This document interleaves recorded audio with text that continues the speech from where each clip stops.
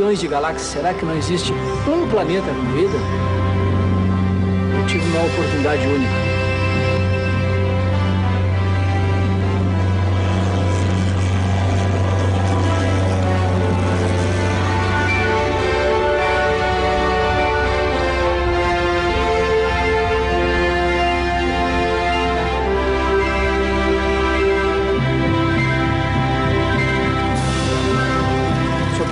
Esse ano completa 30 anos de voo. São praticamente 5.000 horas. Eu estava fazendo voo a aproximadamente a 1.000 pés em direção a Pelotas. E quando eu me deparei com aquele objeto bastante estranho,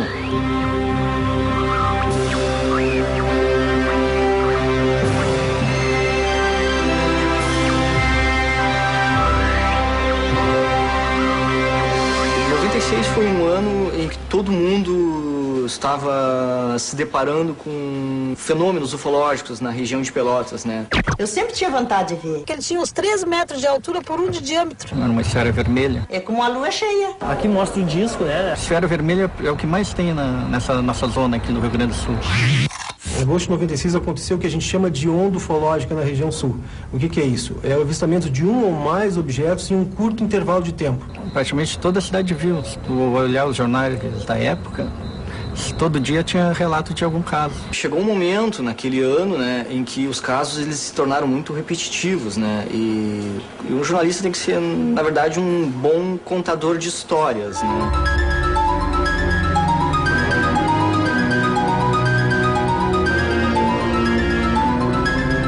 Realmente eu não tinha noção de tão grande que era o avistamento que eu tive, porque nesse período de 96 para 97, realmente eu fui muito solicitado em relação a termos de entrevistas, praticamente interrogatórios, congressos. A nossa intenção sempre é pesquisar da maneira mais científica possível. Então a gente tem que conseguir os dados. Antes da gente decidir se íamos publicar ou não, a gente consultava especialistas na área, né? A gente sabe, por exemplo, de casos que a pessoa disse que supostamente viu um objeto e era lindo o objeto, e o objeto era um avião. O leigo não tem, às vezes, uma certa capacidade de diferenciar uma luz de um avião num procedimento, né? Ou uma luz de um satélite, ou até mesmo de um meteorito. E no caso do Haroldo, os detalhes, os comentários dele e dos funcionários foram o que mais deram consistência à reportagem. A minha primeira sensação foi curiosidade. Todo piloto, ele, quando vê algum objeto estranho, talvez ele vai querer saber o que é. Então eu tive a curiosidade de ir lá conhecer o objeto, conhecer o que era aquilo no céu em cima do Laranjal, bem exatamente sobre a ilha da Saragonha.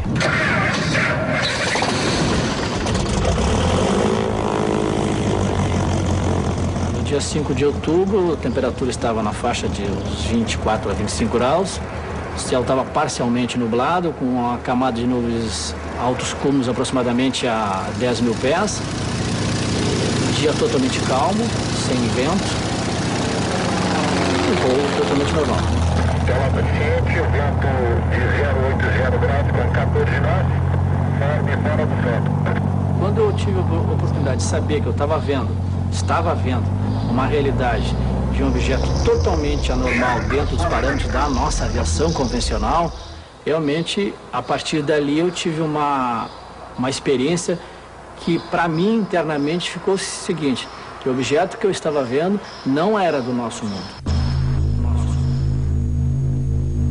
Na ciência há uma condição básica, que o fenômeno tem que ser reproduzível para ser estudado.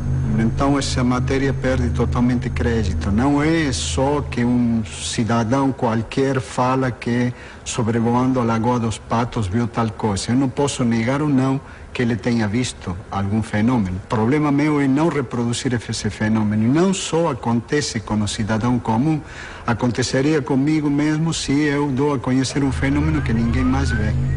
É um limitador da ciência, que nós podemos só falar sobre as coisas que são reproduzíveis, até porque a medida, a medição tem que ser repetida muitas vezes. A tecnologia de ontem, a ficção científica de ontem, é a realidade de hoje.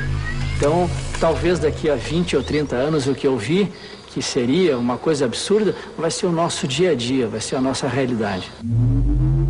Eu creio muito nessa suposição que esses objetos que surgem e talvez invadam o nosso espaço aéreo, eles são realmente, como muitos pesquisadores falam, eles são mágicos. Muita gente não acredita. Eu só digo que o dia que tu vê, tu vai acreditar. E quando tu vê, tu vai saber que não é avião, tu vai saber que não é algo daqui. Geralmente a gente vê na televisão que o pessoal não acredita. A maioria do pessoal não acredita. Acreditar, eu acredito que a gente não esteja só, né? Sempre fico procurando alguma coisa, assim.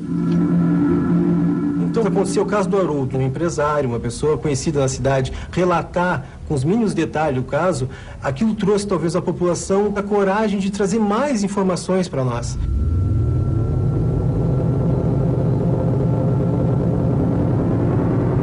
Eu lembro que foi o seguinte, quando eu ainda servia ao exército, né, e resolvemos tirar algumas fotos pelo pátio do quartel, né. Meu pai, que adora o assunto de ufologia e tal, adorou a foto, vendo a foto, ficou fascinado. Porque ele, Fábio, tem uma coisa que eu quero te mostrar. Vê se nessa foto aqui tu não parece um disco, tal, um OVNI.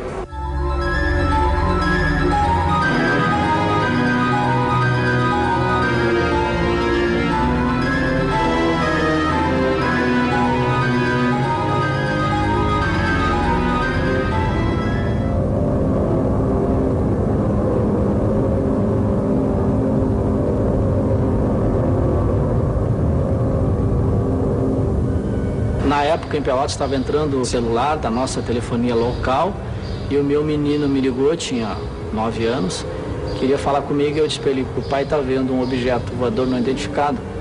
E aí ele correu e comunicou com a família que o pai estava vendo um disco voador.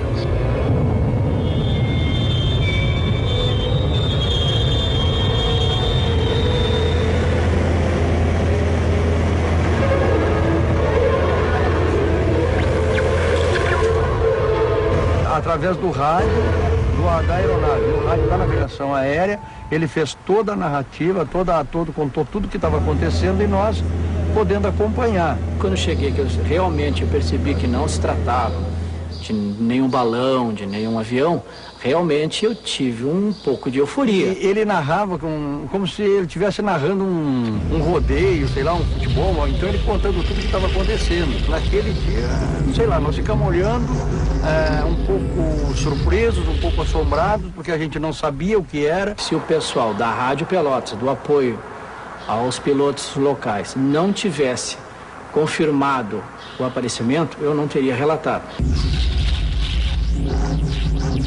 Na verdade, é uma pergunta que eu me faço, né? Por que funcionários, pais de família, homens de carreira, funcionários públicos, né, inventariam isso, né? Teria que se estudar o imaginário humano, que está fora da astronomia e da física. Como se processa o medo, como se processa o desconhecido. Eu nunca tive nenhuma espécie de questionamento, de dúvida do que eu vi. Primeiro porque foi compartilhado com pessoas idôneas que trabalham no aeroporto. Nesses 25 anos de aeroporto, né, que eu trabalho aqui, a gente está acostumado a ver aviões grandes, pequenos, médios. Foi algo totalmente diferente, totalmente o oposto daquilo que a gente estava acostumado a ver. Eu baseei ele mais ou menos para efeitos de comparação de tamanho, como fosse o estádio do Beira-Rio, a parte de baixo, que vai dar aproximadamente 100 metros de raio. E a altura, 70 metros. 70 metros vai dar aproximadamente um edifício de 40. O que a gente pôde ver foi uma sombra. E essa sombra, ela tinha o feitio digamos assim, de uma pirâmide. E o tamanho era bastante descomunal. Estava exatamente a 5 mil pés sobre o Laranjal, em cima da ilha da Saragonha. E me deparei com esse objeto.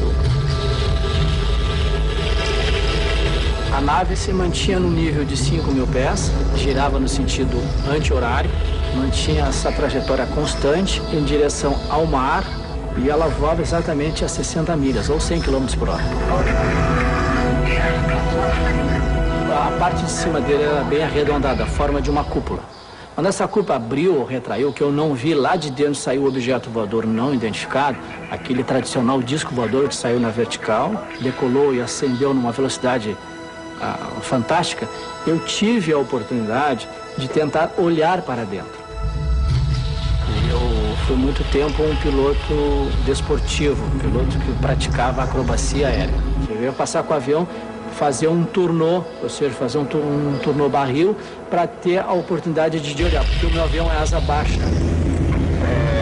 E aí quando eu ganhei velocidade, me afastei para fazer a passagem, ele girou mais rápido no sentido anti-horário. De dentro dele saiu aqueles fachos avermelhados, um tom vermelho, alaranjado, assim, forte, em direção ao espaço e ascendeu numa velocidade, eu calculo aproximadamente 12 mil quilômetros por hora. Aquilo foi rápido, foi questão de segundos, né? Desapareceu totalmente. Aconteceu de fato, foram pessoas que se depararam com um objeto estranho, nunca visto por eles, né? E pessoas experientes nessa área.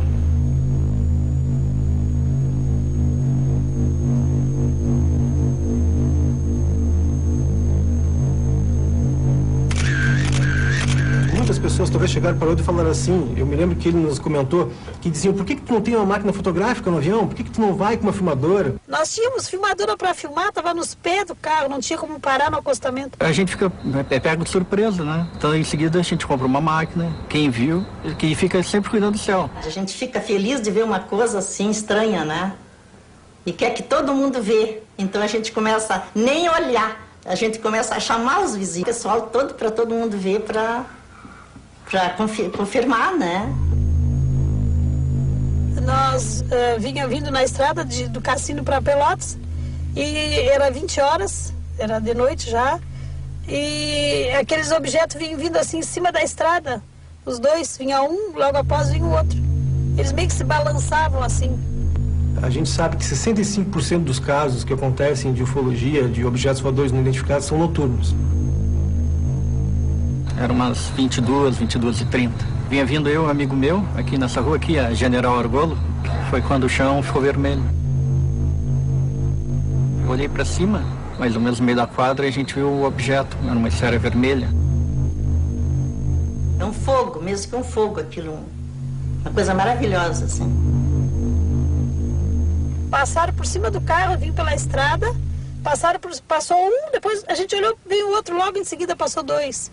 Todo mundo olhava, nós olhamos para trás, aquilo ia indo ainda.